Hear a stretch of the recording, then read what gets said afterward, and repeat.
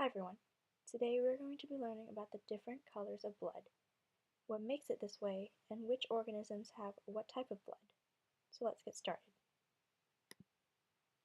Introduction to blood. Blood is the liquid that runs through the bodies of all living things with the exception of plants. In blood, there are three main parts: the plasma, blood cells, and platelets. Blood cells are responsible for carrying oxygen to the tissues and organs. It is also responsible for the color of the blood.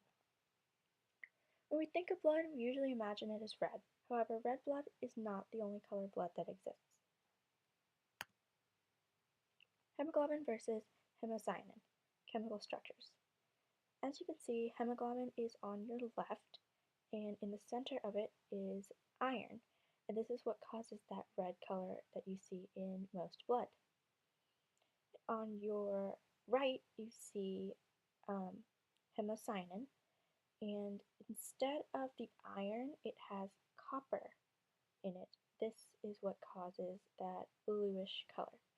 So what makes up the protein plays a huge role in what color blood you're going to get and also how it transports the oxygen. The four different colors of blood. Blood can be found in four colors: red, blue, green, and violet/pink. Red blood is the most common. The blood color is caused by iron, as I said before, found in the hemoglobin, which is basically the red blood cell. Blue blood is found in crustacea, mollusks, spiders, and also some octopi, and this is caused by the hemocyanin in their blood. Hemocyanin differs from hemoglobin in that it contains copper instead of iron, and that causes the bluish pigment. As for green blood, that is found in certain insects and worms. The color is caused by chloroquine, but can also appear without this present, and I'll explain how soon. Finally, there is violet. This is found in deep sea worms and leeches. It is caused by the hemerythrin in their blood. The chemistry of the different colors of blood. Red blood, as you can see here, is found in humans and the majority of other vertebrates. Blue blood is found in spiders, crustaceans, some mollusks, octopi, and squid. Green blood is found in some segmented worms, some leeches, and some marine worms. And finally, violet blood is found in marine worms, including the peanut worm, penis worms, and brachiopods. Brachiopods, if you're not familiar with them, are kind of like oysters and different organisms that live in their shells. Organisms the blood colors are found in. Blood's rainbow. Blood's color depends on the protein it uses to carry oxygen. Hemoglobin is red. Most mammals, birds, reptiles, amphibians, and fish have red blood.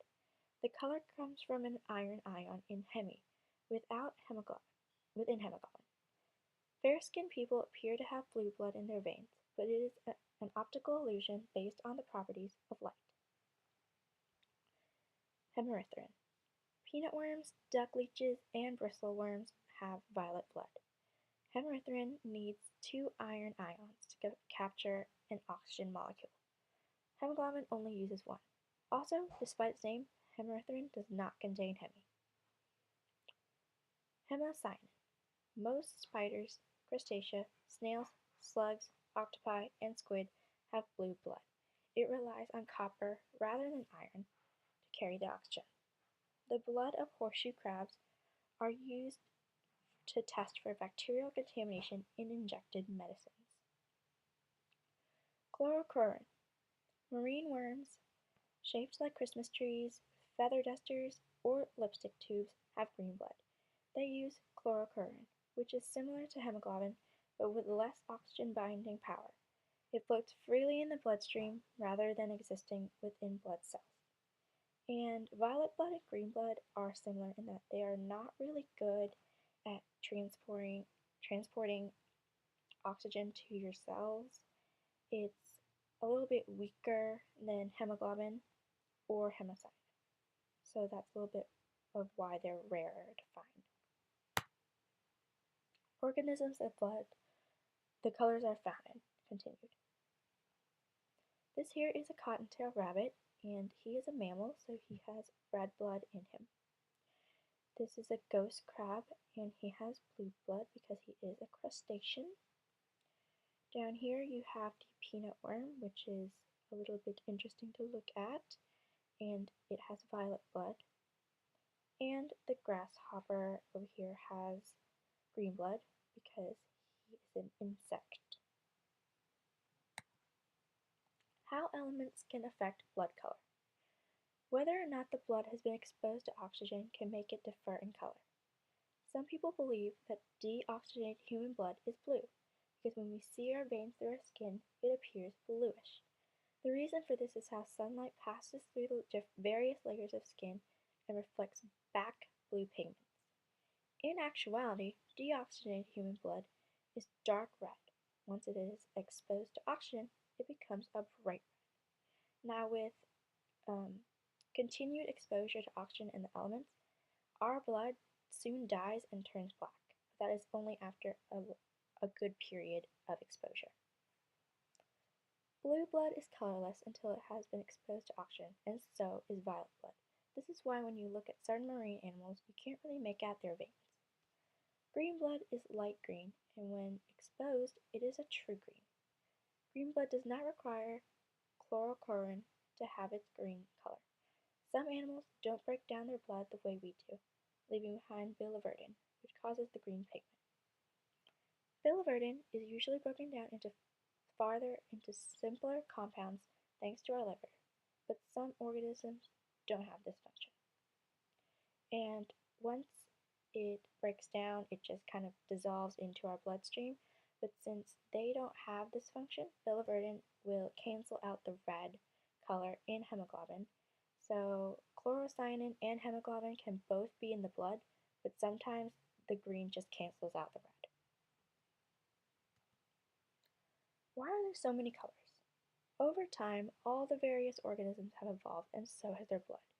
The most common blood color is red because red blood contains hemoglobin, which is the most efficient of all the oxygen transport proteins. Hemerythrin is found in violet blood and is the least effective, with a carrying capacity of only 1/4 of hemoglobin. This causes violet and green blood to be the two rarest blood types out there. Also, environment plays a huge role in this.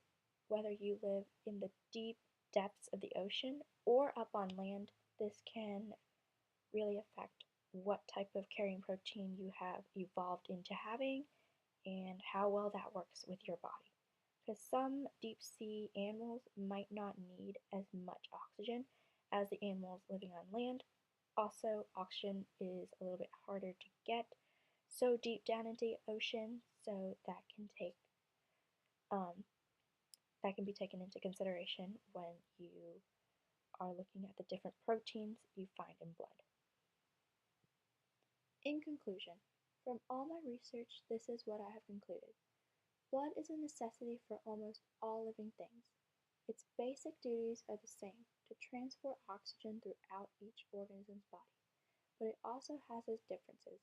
When you take a closer look, evolution has played an important role in these differences as well as the environment the organisms are in. I hope you have enjoyed learning about the different types of blood, and thank you for watching my video.